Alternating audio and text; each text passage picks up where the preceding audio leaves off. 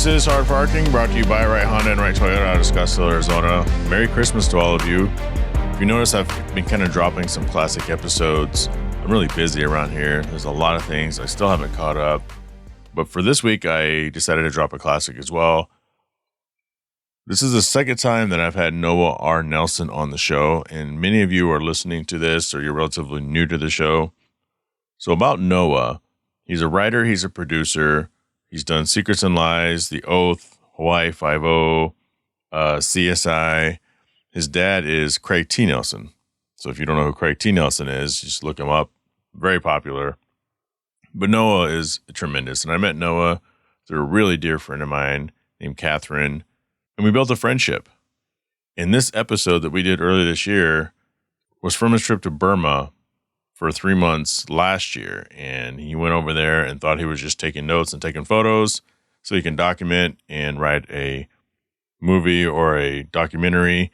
And he ended up getting caught up in the middle of this war between the rebels, between the freedom fighters and the Burmese army in a very nasty war where he was taking gunfire several times and they were pinned down. And it's just, he came back a different person.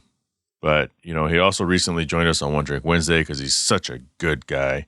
And I wanted to make sure that we ended this year with this episode. You can also find a book that he wrote, a children's book called Chance the Blue-Nosed Reindeer. It's about his dog, Chance, who's no longer with us. And it's a great Christmas holiday book, children's book. You can also buy Chance, the stuffed animal dog, which I actually bought. And I'm not giving to my grandkids. It's here in my studio. Anyway, happy holidays. I hope you all got what you needed for Christmas. You know, it's not about gifts as much as it's about being with people in that holiday spirit. So, without further ado, Mr. Noah R. Nelson. Noah Nelson, welcome back to the podcast. It's been a long time. This is the first time we're actually on video. Looking good. Like the facial stuff that's going on. How you been? I've been good, man. I've been good. Yeah. You missed it. I actually was growing like a really long, like white beard. And I went back to this kind of half mustachy look and half not mustachy look. Because I felt like with the beard, unlike you, like it's all white. So it's straight up Papa Smurf. And I'm like, no. I tried to upload a black and white, I think, selfie. And I looked at it and I go, yeah, no, it's all got to come off. So, but you're looking good, man. Thanks, brother. Yeah, it's a different look for sure. My daughter hates it, but I think she enjoys calling me old more often because I got the white.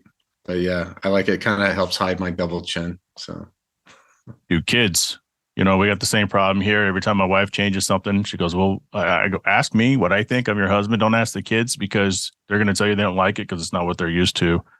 So how long ago was it when you went to Burma? Let's talk about Burma a little bit because I know that's man, it seems like it's changed you a little bit just on the social media level. And then maybe we should talk about the writer strike. Is the writer strike that's going on right now, you know, how is that impacting? Seems like every time we talk, something's going on. I think last time it was 2020 when we talked officially. Yeah, I went to Burma last year. Feels like around this time, I think. It was in May. It was at the beginning of May, I think. Yeah. Anyway, it was around this time. Yeah, it was the beginning of May. And I did 2 missions with the Free Burma Rangers, David Eubank and his family for the purposes of conducting research, boots on the ground research about their operations in Burma and his family in particular for the purposes of a TV show, developing a TV series. And it was, you know, it was life-changing, you know, in a lot of ways. And, you know, I didn't know what to expect. David, who's a former major for the Army's elite special forces of Army Rangers, is a pretty fit guy, even for like, I think he's in his late 50s now. And, you know, he's just a stud. And he told me to get in shape. He said, be prepared, get in shape. And, you know, I'm a California guy. I feel like I'm in pretty, you know, I felt I was in pretty decent shape, but I stepped up the notch on the treadmill. You know, I put it up a couple more levels. Went from And 2.5 to 4 yeah, speed. exactly. Yeah, that's about my pace now. Yeah, but then I got there and it was like, man, it was embarrassing. I didn't know what to expect. I had talked to him, I had conversations with him, but he keeps things pretty close to the vest because of how they get you into Burma and also what's going on over there. And he certainly doesn't want to allude or give any information where his camp is or some of their operations. But it's so I flew into Chiang Mai and then middle of the night, drive for hours, don't know where you are. And then I can't really talk about it, but they smuggle you in. Right. And that takes a while. And that's an experience. And then you show up in this sort of like place and you meet Dave and you're taken in a truck and they drive on this like road that is not barely drivable. And then you finally get to this river and then you have to hike and it's humid and it's the jungle and it's like, it's real, man. And so it's about 8 miles. So you had to hike about 8 miles once you cross this. Yeah. Once you cross the river and then it's 8 miles and it's like, it's steep. It's not like 8 miles. It's not like an 8-mile hike through the jungle. It's like 8 miles up mountains, down mountains. It's like, and it's not, it's intense. And so I couldn't do it. I quit. So you're telling me that the hill setting that's on the treadmill, it's not going to really prep? No, that's not going to help you. But yeah, I thought I was toast and I was done. And David was looking at me like, oh boy, if he can't keep up with this, there's no way he can go on the missions. And so I was there in camp for about almost 3 weeks. And he said to me, he goes, all right, look, here's the deal. If you do what we just did today in the morning and you run it without your pack, and then in the afternoon, you do the same thing with your pack and just walk it. He goes, you do that every day for the next 2.5 weeks. He goes, you just might be able to survive. So that's what I did and ended up barely surviving on the missions. Let me ask you this. Let's go back to when you land there. You said you weren't quite sure, what to expect. You still had to have some kind of an idea, and it sounds like whatever your idea was, this wasn't it. But then when you land, describe the airport. I mean, is it just like a 3-gate thing? Like I've never been to like a third world, obviously international airport, or maybe not even international. And then what's going through your mind as you get picked up? Yeah, it's not a third world airport. You fly into I flew into Chiang Mai, Thailand. Oh, that's okay. Oh, that's right. Yeah, I don't know Thailand. We're thinking about going to Thailand, so maybe I'll find out. It's awesome. Yeah. I look, man. I'd seen videos. I heard stories of what was going on in Burma, and I knew what David and the Rangers do. I mean, they provide, in addition to providing medical and relief support to the displaced people of Burma, they also do rescue missions. And that gets pretty dangerous because there's actual battles and bullets flying and grenades landing and landmines and, jets strafing, and it's all out war there right now. So that gets dangerous. So I knew that I was warned that mission, the Karenni mission, could get pretty loud and dangerous, but I hadn't planned on being a part of any of that, man. I mean, I'm a runner.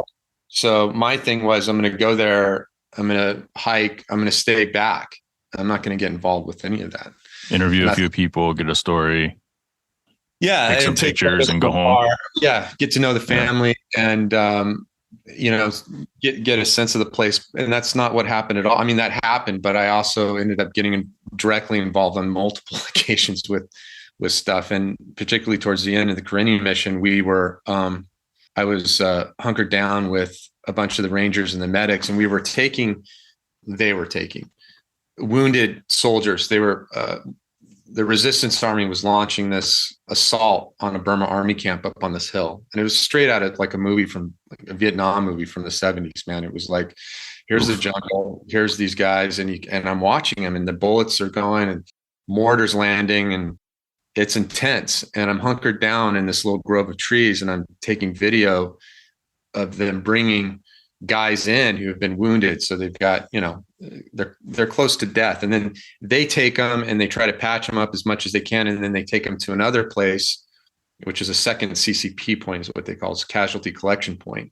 And there is a transport vehicle where they can be put in the vehicle and then taken to a third CCP where there's actual like medical staff that can really sew them up and take the time outside of the direct line of fire to administer whatever medical aid they need to these guys and women too.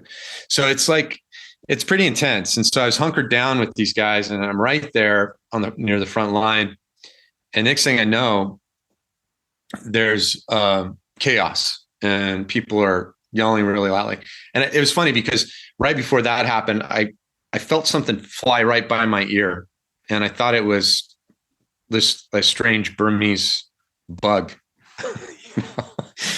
But then another one went by, and I was like, that might not be a bug. And then chaos erupted, and it turned out we were being ambushed by a battalion of Burma army soldiers, and they'd come in behind us, and they were firing directly in our position. And so the next thing I know, I'm running out. I've got this all on video, by the way, because I was. How scary was this? Because as a friend of yours, we've sat at the same table, and had food. And I would imagine anybody who follows you actively on social media, like, we're concerned. Like, every time you uploaded something, I'm like, shit, I'm worried, but I'm not there with you. I felt like I was there with you on a few of those videos. What's going through your head right now, if anything? Are you just reacting? Like, what's going on? Yeah, I mean, it was weird. I've been in a few kind of weird kind of things before. So the sounds were just a lot louder than I'd experienced, and it was a lot closer, and it was a lot more threatening because it was directly at us. And I'm petrified, man. I'm scared. Sure. And it's hard because it's like we're running and you're being shot at. And all I was thinking about was getting the hell out of there, as fast as I could. And then I'm recording, and I'm thinking, I guess also that, maybe if they find my phone or whatever, that at least people will know. I don't know where I was, what was going on. I don't know. So I was just recording it. Plus, anyway, so we made it out to they chased us out into in an open field. It was freshly plowed farmland, and that really sucked because now we can't run as fast. I mean, it's like a bad nightmare. You're every step you take, it just sinks into soft dirt, and it just slows your escape. It's terrible. And you're like right there. You're right in the open, and you're in a bottleneck too, because up on the hill, there's Burma army soldiers that are firing now down at your position, and you're being fired at from behind, and you have no cover. And that's when things got a lot louder. In the video, you can hear it. It's just machine gun RPGs. And then that's what happened. A grenade went past me and landed. And I turn around and I look, and I just see the cloud of dust, and I keep running, and there's shouts, and it's like, it's nuts. It's chaos. And I finally got to a grove of trees, and I could look back, and one of our guys, the lead medic, actually, his name's Silverhorn, had been hit, and he was on the ground. And I was with David, who's, again, he's like 57 years old. He's got 2 bad knees, 2 torn hamstrings, and he looks back and he sees Silverhorn, and then he sees a couple of our guys trying to drag him off of the field because we're still taking fire. Sure. And I just see this guy just start running back, and he waves, and he's like, to a couple of Rangers, he's like, guys, come with me, help me. And they're like, no. Hard pass. We're gonna live, man. And I was standing there with my camera, and I'm recording all this. It was terrible, man. I was standing there. I'm like, well, at least I don't have to go back there. I mean, what am I going to do? Right. And so this kind of weird tap on my shoulder from what I can only explain as God saying, "Hey, dude, what are you doing?" And I'm like, "I'm not going back there, Lord. I'll die." and I felt God say, I didn't hear this, but I felt him say, "Yeah, you might die, but do you love these people?" And I'm like, "Yeah." So I was like, "Then choose the love over fear." And so Mm. uh, I started walking back, and I went back, and they had, How far were you and the other rangers from where the medic had fallen? I want to say about 50 yards, maybe Whew. 50, 70 yards. But they were all the Burma Army soldiers were all in this tree cover, firing. So it's like it's a weird sensation going back toward the thing that can kill you and getting Mm-hmm. closer to it. It's like everything in your body says, "What are you doing, dude?" But anyway, so I went back, and Dave, they were trying to pull him out. And Dave looked at me, he goes, "We need your help, dude." And he gave me an ankle to hold because we're hammock carrying him out. And then David drew his weapon and provided cover fire, suppressed the fire coming our way so that we could get him out a little bit further.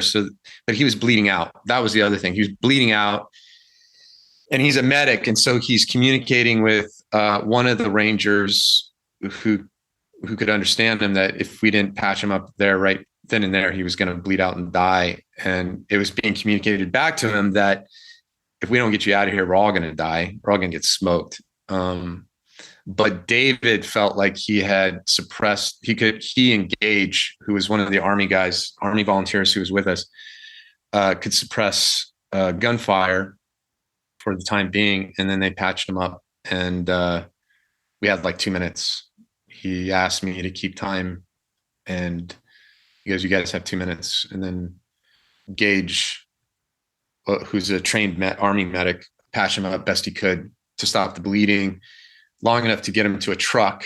That was the other thing. So then David turned to me and he said, "Noah, you run security, which means you stay right here. Don't follow us, and look back. And if you see any Burma Army soldiers, let us know." Gage says, "Should we give him a gun?" David goes, "No, I think he's good. He's got this." And then they took off with Silverhorn to the truck that was waiting, that I really wanted to run with them too. Way So you out. got your camera though. Yeah, my camera's now off. It's in my pocket. Right. And then there's this young kid who's 18, must be, I imagine he's like 18, 19, who comes running over to me, and he speaks broken English, and he goes, "I'll cover you." And he's got a rifle. Man. And so we sat there and looked at the tree line. But here's the other funny thing, is that I had prescription sunglasses because I'm nearsighted. So when David, and the funny thing was, my prescription sunglasses I lost just an hour ago when we were diving for cover from mortar. I dove down, they came off, and coming back up, and I started moving forward, and I got to the grove of trees where I was hunkered down with the team, and I realized, oh, I lost. And I thought I know where I lost them, so when we go back, I'll just grab them. But then we were ambushed, we were chased out. So when I was running security and sitting, basically looking back, I realized I might not be. Shit. I'm like the worst person to ask to do this. Anyway, they finally got him to the truck so we could leave our security position. And then we ran through corn stalks that were about as high as my knees and had been planted over, just like 2 months ago. I was told it was just all poppy. They were growing poppy for heroin production there. But now it was corn. And the weird thing, man, it was really strange. Running through this field was, you could hear the bullets whistling through the leaves on the stalk of corns, but it made this weird at first I didn't know what it was, but it made this really cool whistling noise. And I realized what it was, and it was a horrific whistling noise. Now, is that the video you had uploaded?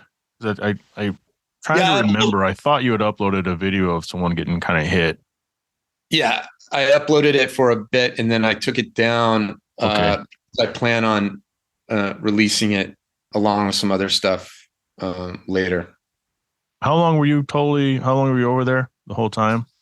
2.5 months. So the first month we ran a mission in Burma, which we went to a bunch of villages delivering medical and relief. And that was really cool. And it's just all day hiking over mountains. It's like, it's something straight out of Lord of the Rings. It's just absolutely breathtaking country. It's third world, seeing, water buffalo grazing and these giant like bamboo stalks that are as thick as like redwood trees. It's like Jumanji. It's spectacular. And you arrive in these villages after hiking all day long, and these remote villages that are in the middle of these rice fields, and they're bamboo huts on stilts and no running water or electricity for that matter. And people just so happy to see you and see that you care. And it's awesome and amazing. And, but there's always this looming threat of Burma army in the area. And I was slowly sort of introduced to that through the first mission. There was a moment where we almost got pinned down and smoked, and we had to end up running through this field of landmines. That was a lot of fun. Oh. And then the Burma army had come back in a position where we couldn't go back the same way we came in. So we had to go back a separate way, but that required us hiking all day and into the almost early evening. And that was brutal. And we did that for like 2 days straight. And then the Karenni mission was more violent. It was louder. It was more intense. It was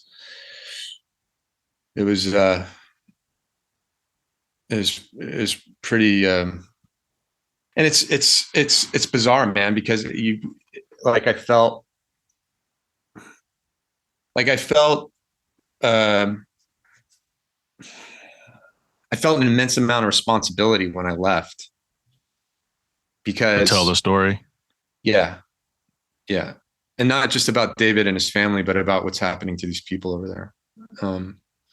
They're literally just fighting to survive, and they got nothing.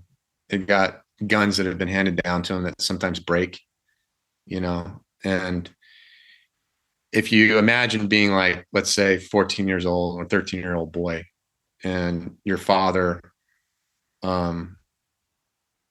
gets his leg blown off from stepping on a landmine that the Burma army planted outside a church, and you're forced to watch your mom being raped by a couple of these guys, and then they burn her alive in the fire pit in front of you, and you want to do something, and so you join up with this resistance army, but you're given a gun that can barely work, and and you're afforded little training, and it's pretty brutal over there. And I do think that they're gaining momentum, and I do think that they're eventually going to win their freedom and their democracy for that country. But there's going to be a lot of blood that's been shed. I mean, they've been in a civil war for over 70 years. So it's, Ukraine has nothing on them, nothing on them. And they don't have any assistance, really. Separate How apart big is Burma as far as population? This is a generational resistance. This is a generational conflict. What's generational? Yeah. What's it going to take? Like who's the aid there? Who's the number one enemy? Obviously the army, but where are they getting their stuff? And like, what's it going to take? They're getting their stuff from China and Russia. So Burma sits. No wonder their shit barely works. Yeah. Well, the Burma army is getting funded mostly China, and then they buy stuff from Russia. So the fighter jets that they have are all old Russian MiGs, I believe. But yeah, it's part of the problem is that, so Burma's right on the doorstep of China. So us sending aid over there is picking a fight that we probably don't want. Number one, we're already engaged with Ukraine, which is tenuous right now anyway. So there's that. There's also no real natural resource to compel us to get involved over there. There's like one oil pipeline. It goes directly into China. So, and it's between India, Thailand, China, and then there's a couple other countries there. I forget what they are. So it's problematic. Like the only way I think they're going to win their democracy is and freedom is by doing what they're doing, which is fighting back, uniting, figuring out how to unite, how to fight back, what's at stake, which a lot of them know what's at stake. It's but it's brutal, dude. It's as brutal as you can imagine. I get updates weekly and I get photos. 6 of the guys that I was with last year are dead. I saw you had updated at least once about one of them. Yeah. And, I get pictures of, fire pits with limbs that haven't completely burned, stuff like that. Kids,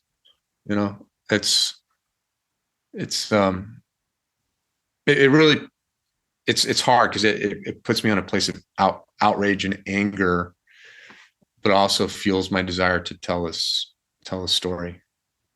And are these coming with these images? I mean, the experience sounds terrible. Sounds brutal. I mean, whether you're running from the tree line without your glasses or you're running from getting, you're worried about getting shot in the back. And then now you have to worry about where you're stepping too. Like, I can't even imagine the terror. So when you get back, I mean, how did that, I would imagine that would have changed you quite a bit. And it sounds like it has, but when you set foot, what was that first step? Or when you look out the window and you're getting ready to land, I assume, I don't know where you landed in the US, whether it's LAX or something, what was that first step like? What was that thought? What was your initial thought as soon as you landed or saw America? That's a great question, man. It's funny. Well, as I explained to my dad, there was something that, I mean, this about me. I'm a spiritual dude. Mm-hmm. I felt like there was some surgery that was done on me as a man and done spiritually. So I had this experience, and it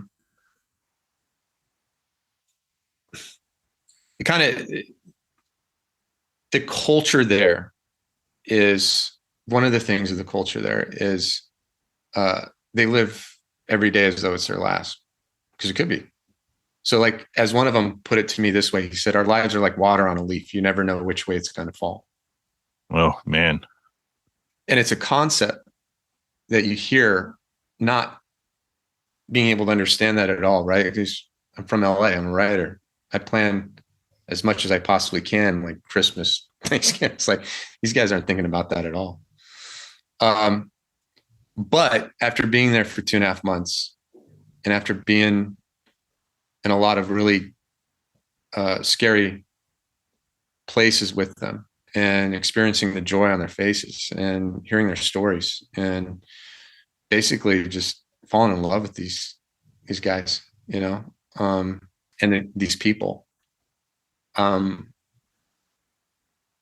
then being in this incredible, difficult, scary, petrifying situation where you're given an opportunity to engage in a similar way that they engage, which is letting go, really helps you crystallize what's important. And so, getting back to your question, when I was touching down in LA, I just didn't feel like it was me anymore who was touching down. Right. Different guy. Totally different guy. And it was weird because I could not wait to leave, dude. I was so happy. Oh. I was so happy to get out of there. I was counting down the days, man. I missed my family. I missed cheeseburgers, Right. I missed not looking over my shoulder. I missed like the freedom of just being able to get in my truck and go anywhere, and do anything I wanted. So, but that said, when I came home, as soon as I was walking through the airport at LAX, part of me just wanted to go back. Just like a movie, man. So are you looking around at people like, these people have no idea. Like, how would they, except for your project that you're working on? Yeah. But we get so tied up on things. Our experiences are all relative on what's important to us and what's a bad day, right? If I get a flat tire, it's the worst day of my life. Or is it? You just came from 2.5 months of just water rolling off leaves. Yeah.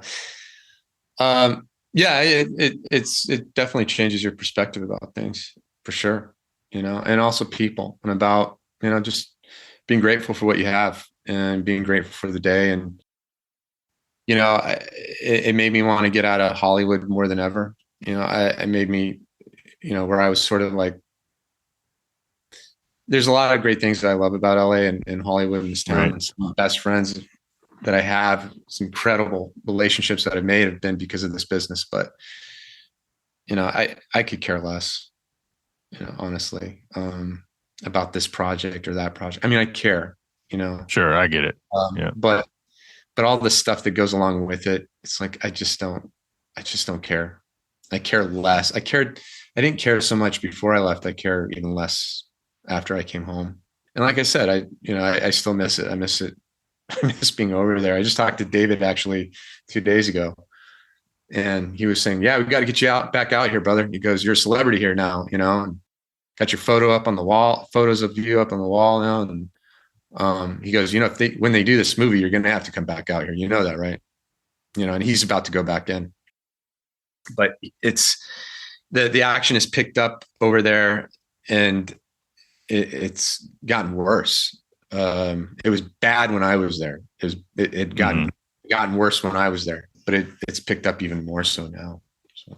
Yeah, I can imagine that conversation. It's like, went to Key West and had a great time. Can't wait to get you back out here. Yeah, I'm down. Let's pick a date. Versus Burma and everything you went through. It was like, we got to get you back out here. And it's like, yeah, I want to go. Part of me wants to go, and part of me never wants to go again. And it's even worse now, I'd imagine. So, like you said, man, that's tough. So, how's the Free Burma project going? It's going. It's with a company called Kingdom, and the person behind Kingdom, one of the people behind Kingdom, is named John Irwin. He has been producing a lot of movies in the, you might say, faith-based arena. Jesus Revolution is one of the latest ones. It's done really, really well.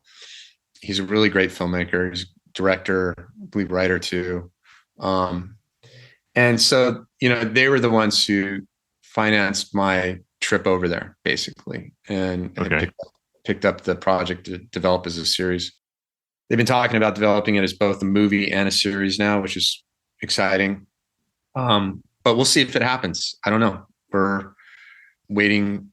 We're in a writer's strike right now, so we can't do much Right. for that to resolve itself. But, we'll see. It's in God's hands. It's like water on a leaf. Don't know which way it's going to fall, man. Will there be maybe a Noah Nelson produced documentary? Because I would imagine the TV show would be very loosely based on, or very strictly based on, what you've done. And then, of course, the movie is a movie. Or is that? It's funny because it's one of the hardest things to crack about this is what's your way into this story? Right. It's so unique of an experience, and it's such a unique family. I mean, I haven't even talked about David and his wife, Karen, and their 3 kids who are part of the rescue missions, and who they were part of a lot of operations in Iraq when ISIS had taken over Mosul, and the stories of what they did there and the hundreds of lives that they rescued, the kids included. It's like the Swiss Family Robinson, only they're real, and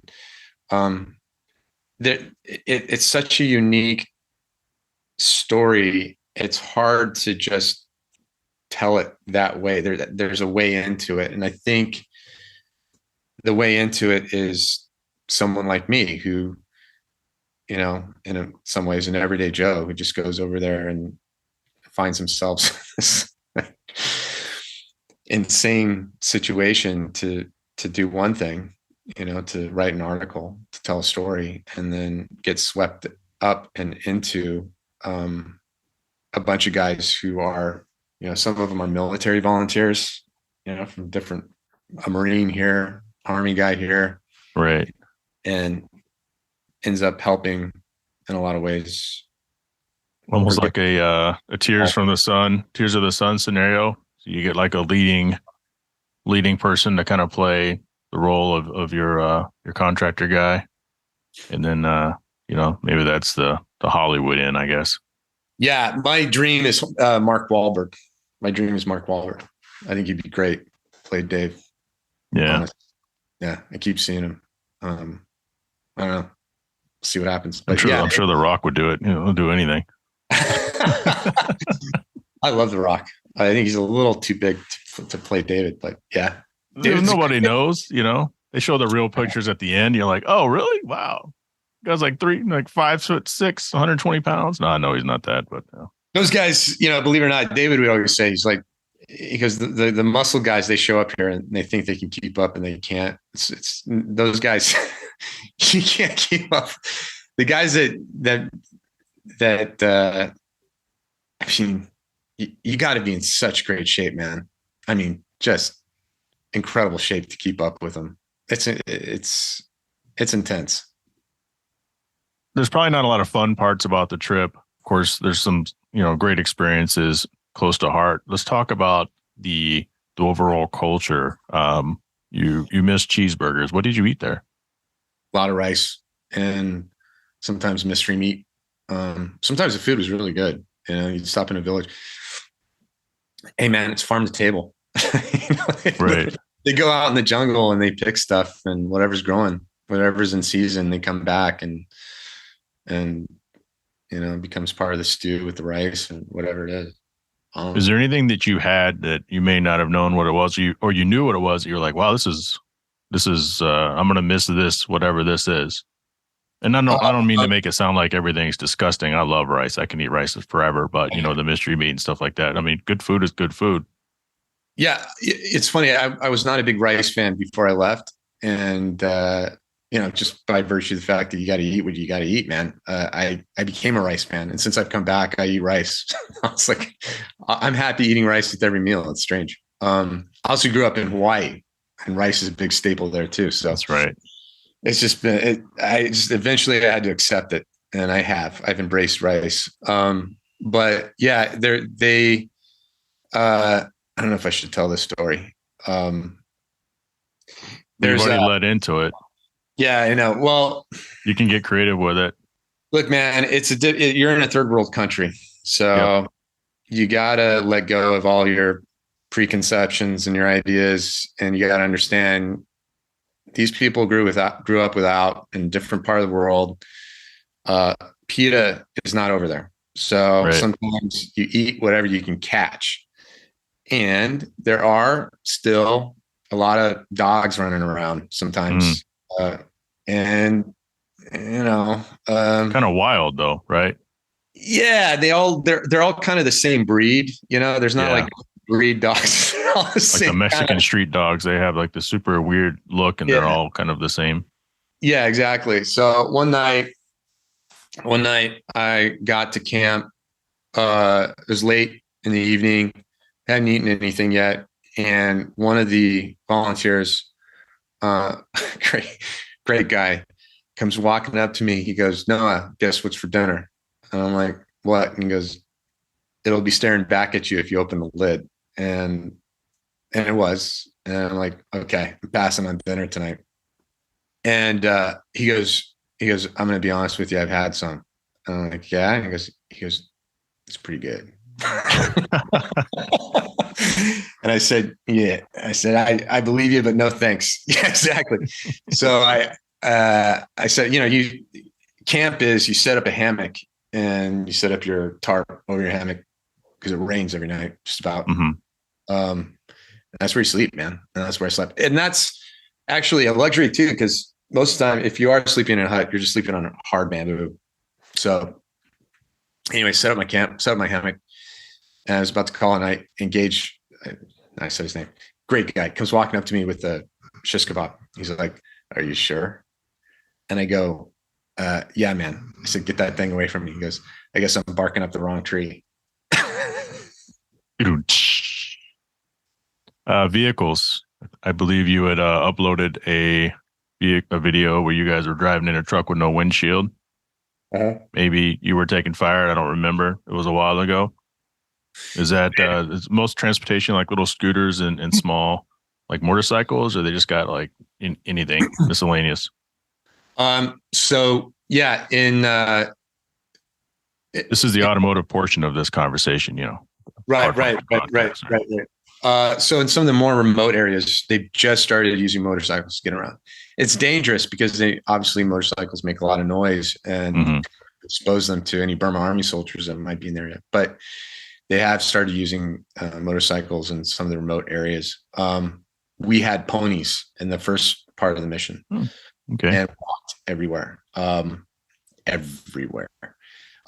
in the second mission in Karenni, they've got trucks. They've got Toyota Helix trucks, and they had also stolen, which they're really proud of, a Burma Army truck, which had the windshield shattered, and who knows what kind of gunfight that thing was in.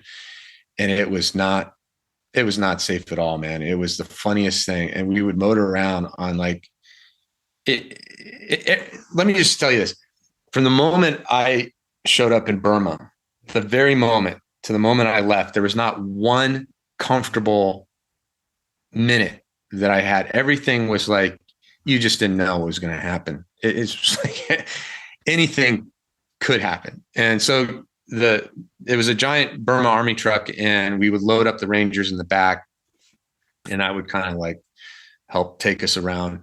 The Helix trucks, I believe it's pronounced Helix, or Hilux, right? Anyway, I've heard it both ways. I read it as Helix, but I had a 4x4 guest on that said Hilux. So he probably knows then. Hilux trucks, these things can take a pretty bad beating and keep going. And we use those. And again, it was scary going because you're taking back roads to get into places, because you want to stay away again from the roads that are occupied by the Burma Army. So we're taking these like dirt roads that are all, if they've just been rained on, they're just mud, and you're sliding off the mountain, and there's a drop, and you're jumping out of the truck because you don't want to go down with the truck. I mean, it was, it was crazy, but yeah. So Toyota Hilux trucks, the stolen Burma Army truck. And then there were a couple of motorcycles that we had brought, that Peter Eubank, David's son, who's 16 at the time, would ride on, and he had his monkey, Winnie, that would hang on to him, and he would drive behind the trucks when we would go from place to place. Yeah, that was our transportation.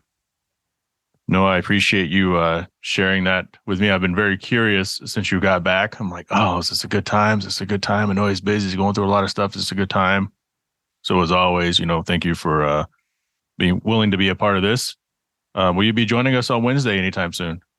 Yeah, I'll try to pop on when I can. You guys are awesome. And yeah, thanks for having me, man. Thanks for asking questions about Burma. I mean, any news that I can get out.